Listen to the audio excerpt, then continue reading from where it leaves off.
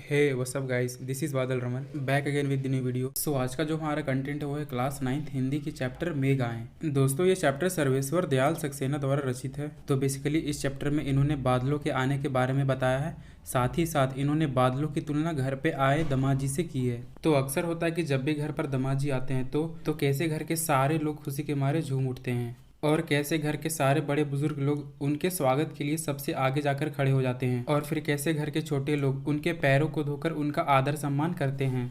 बस इसी के बारे में इन्होंने इस पूरे चैप्टर में बताया है। तो अब हम करते हैं अपने चैप्टर को स्टार्ट। सो हमारी फर्स्ट लाइन है, मेघ आए बड़े बन के संवर के, आगे आगे नाचती गाती बयार चली। तो यहाँ पे जो मेघ है यानी जो बादल है वो तो बन कर आए हैं, बड़े सज सवर कर आए हैं। और यहाँ पर बन के संवर के आने का मतलब है कि वे अपने साथ बारिश लेकर आए हैं, इसलिए बादलों को यहाँ पर सजना और संवरना कहा गया है। तो दोस्तों यहाँ पर बन कर कौन आ सकते हैं? तो वो घर के मेहमान या दामाद आ सकते हैं।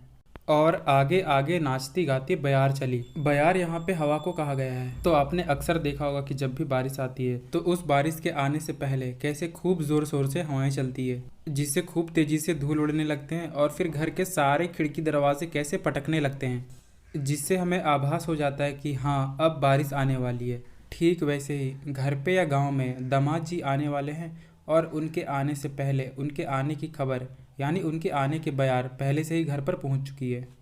जैसे कैसे हमें बारिश के आने की सूचना हवाओं से पता चलता है, ठीक वैसे ही दामाद जी के आने की सूचना गाँव वालों ने हमें पहले से दे दिया है।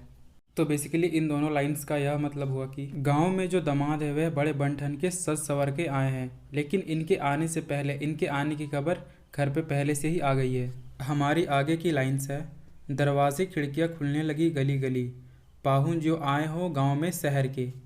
तो क्या होता है कि जब भी घर पर नए नए दामाजी आते हैं तो कैसे अड़ोस पड़ोस के लोग अपने घरों की खिड़कियां दरवाजे खोलकर उन्हें देखने लगते हैं। पाहुन जो आए हो गांव में शहर के, यहाँ पर पाहुन दामाद जी को कहा गया है। यानी जैसे ही दामाद जी शहर से गांव में आए हैं तो जैसे होता है ना कि जब भी दामाद जी आते हैं तो ऐसे गांव के रीति रिवाज होते हैं कि सभी लोग उन्हें देखते ही खुश हो जाते हैं और वे सभी अपने अपने घरों की खिड़की दरवाजे खोल लेते हैं और दामाद जी को निहारते रहते हैं या देखने लगते हैं और कहते हैं कि दामाद जी तो बड़े बन के सज सवर के आए हैं। तो बस यहाँ पे यही लिखा गया है कि मेघ आए बड़े बन के सवर के, पेड़ झुक झांकने लगे गर्दन उचकाए, आंधी चली धूल भागी घाघरा उठाए। मतलब कि जो पेड़ हैं वे झुक करके झांक रहे हैं और बार बार अपने गर्दन को उचका रहे हैं। तो क्या होता है कि जब भी हवाएं चलती है तो कैसे हवाओं के कारण पेड़ झुक जाते हैं और फिर खड़े हो जाते हैं या टेढ़े मेढ़े से हो जाते हैं, ठीक वैसे ही जो पेड़ हैं वे हवाओं के कारण झुक रहे हैं और बार बार खड़े हो जा रहे हैं। आंधी चली धूल भागी घाघरा उठाए, और जैसे ही आंधी चलती है यानी जब हवाएं चलती है तो कैसे धूल वगैरह उड़ने लगती है, मानो ऐसा लगता है कि जो धूल है वो घाघरा उठाए भाग रही है। तो बेसिकली इन दोनों लाइंस का मतलब है कि जब भी दामाद जी शहर से गांव में आते हैं तो हर कोई उन्हें उचक उचक कर देखने लगता है, यानी अड़ोस पड़ोस के जो छोटे बच्चे होते हैं वे उन्हें उचक उचक कर देखने लगते हैं। आंधी चली धूल भागी घाघरा उठाए। और फिर जब भी दामाद जी घर पर आते हैं तो जो घर की लड़कियां हैं वो उन्हें देखकर शर्माकर भाग जाती है, यानी वो अपने घाघरे को उठाकर कैसे इधर उधर भागती रहती है। तो जब भी दामाद जी अपने ससुराल आते हैं तो अड़ोस पड़ोस के सभी लोग उन्हें उचक उचक कर देखने लगते हैं और फिर घर की सारी लड़कियां खुश होकर अपने लहंगे को पकड़कर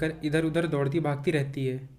बाकी चितवन उठा नदी ठिठकी घूंघट सर के, मेघ आए बड़े बन के सवर के। तो यहाँ पे कवि कहते हैं कि जो नदी होती है यानी जब भी हवाएं चलती है तो कैसे नदी की लहरें तैरने लगती है और पानी एक तरफ हो जाती है या रुक रुक सी जाती है। इसलिए कवि यहाँ पे कहते हैं कि जो नदी है वो ठिठक गई है यानी खुश हो गई है, अर्थात जो उसका घूंघट है वो सरकने लगा है। तो जैसे कि जब भी पानी हवा के कारण एक तरफ को धकेलने लगता है तो ऐसा लग रहा है कि उसके चेहरे पर से जो घूंघट है वो सरकने लगा है। तो इस लाइन का यह मतलब होता है कि जो नदी रूपी औरतें हैं जिनकी अभी भी शादी हुई है वह ठिठक कर यानी खुश होकर उन्हें तिरछी नजर से देख रही है, यानी वो घूंघट उठाकर दामाद जी को देख रही है और कह रही है कि मेघ आए बड़े बन के सवर के, यानी जो मेघ है वह बड़े बन के सवर के आए हैं। बूढ़े पीपल ने आगे बढ़कर जुहार की, बरस बाद सुधी लीनी।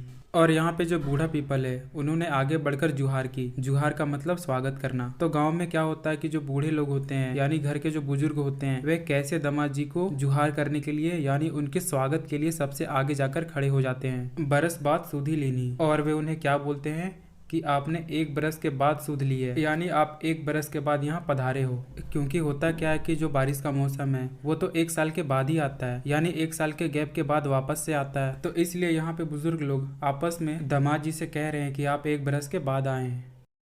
बोली अकुलाई लता ओट हो किवार की, हरसाया ताल लाया पानी परात भर के, मेघ आए बड़े बंठन के सवर के। तो जैसा कि होता क्या है कि जो लताएं होती है, जो पतली पतली सी बेलें होती है, जो कहीं पर भी चढ़ जाती है या फैल जाती है, जैसे कि वो पूरे दीवार पर चढ़ जाती है या पूरे दरवाजे पर फैल जाती है। तो कवि ने यहाँ पर लिपटी हुई लता को उस घर की बेटी के रूप को माना है जो घर पे आए मेहमान को यानी दामाद जी को किवार की ओर से देख रही है। किवार यानी दरवाजा, मतलब कि वो घर आए मेहमान को दरवाजे के पीछे से देख रही है।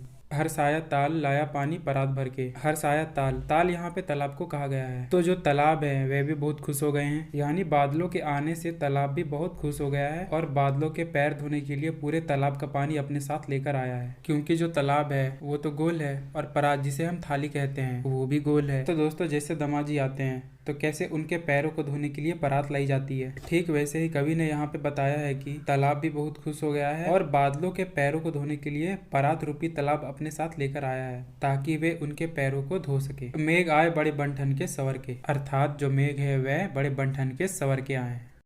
क्षितिज अटारी गहराई दामनी दम की, छम करो गांव खुल गई अब भरम की। दोस्तों यहाँ पे क्षितिज का मतलब होता है कि सपोज कीजिए कि आप कोई समतल जगह पर खड़े हैं और फिर खड़े होकर आप सीधे दूर तक देख रहे हैं, तो एक पॉइंट ऐसा भी आएगा जहाँ पे आपको लगेगा कि ये जमीन और आसमान एक हो रहे हैं या आपस में मिल रहे हैं। इसे ही हम क्षितिज कहते हैं। तो अब क्या है कि जब भी बादल आ रहे हैं तो जो क्षितिज की अटारी है, मतलब कि क्षितिज का जो ऊपर का हिस्सा है यानी जो आसमान है, वो भी बादलों के कारण काली हो गई है। क्योंकि अगर हम बादलों को दूर से आते हुए देखते हैं तो ऐसा लगता है कि बादल है वो क्षितिज से आ रहे हैं और वो क्षितिज बादलों के कारण काली दिखाई दे रही है। तो वही लिखा हुआ है कि क्षितिज अटारी गहराई दामनी दम की। क्षितिज अटारी, अटारी माने आसमान, तो जो क्षितिज का आसमान है वो काले हो गए हैं अर्थात गहरे हो गए हैं। छम करो गांव खुल गई अब भरम की। दोस्तों जब बादल नहीं आ रहे थे यानी जब बहुत गर्मी पड़ रही थी तब हम बादलों को कितना कोस रहे थे कि वो क्यों नहीं आ रहे हैं, यानी जब वो नहीं आ रहे थे तब हम जी भरकर बादलों की बुराई कर रहे थे अर्थात उन्हें बुरा भला कह रहे थे। अब जब बादल आ गए हैं तो हम बोल रहे हैं कि छम करो गाँव खुल गई अब भरम की। तो अब हम कह रहे हैं कि हमें क्षमा कीजिए, हम गाँव वालों के अंदर जो भ्रम था कि आप नहीं आएंगे वो भ्रम अब टूट गया और हमारी जितनी भी परेशानी थी अब वो खत्म हो गई है। ठीक वैसे ही जब दामाद जी 1 बरस से घर पर नहीं आए थे तो घर वाले उन्हें बहुत कोस रहे हैं, परंतु जब वो आ गए तो इन सभी का भ्रम टूट गया और उनकी पत्नी ने मन ही मन उनसे क्षमा मांग लिया। बांध टूटा झरझर मिलन के अश्रु ढर के, मेघ आए बड़े बंधन के सवर के। और फिर अंत में क्या होता है कि दामाद और बेटी का मिलन होता है और अब दोनों ही बहुत खुश हैं और खुशी से दोनों के अश्रु बहने लगे, यानी दामाद जी के भी आंसू बहने लगे और बेटी के भी आंसू बहने लगे। तो कवि इसके माध्यम से यह बताना चाह रहे हैं कि जो प्यासे लोग थे अर्थात जो गर्मी के मारे तड़प रहे थे उनके ऊपर अब झरझर के बारिश होने लगी अर्थात वे अब बड़े ही खुश हैं। तो फाइनली अब हमारा यह चैप्टर भी खत्म होता है। दोस्तों अगर आप यहाँ तक आ गए हो तो आई होप आपको यह चैप्टर भी अच्छे से समझ में आ गया होगा। समझ आ गया हो तो वीडियो को लाइक करो और इसे अपने बेस्ट फ्रेंड्स को शेयर करो। Bye bye, take care.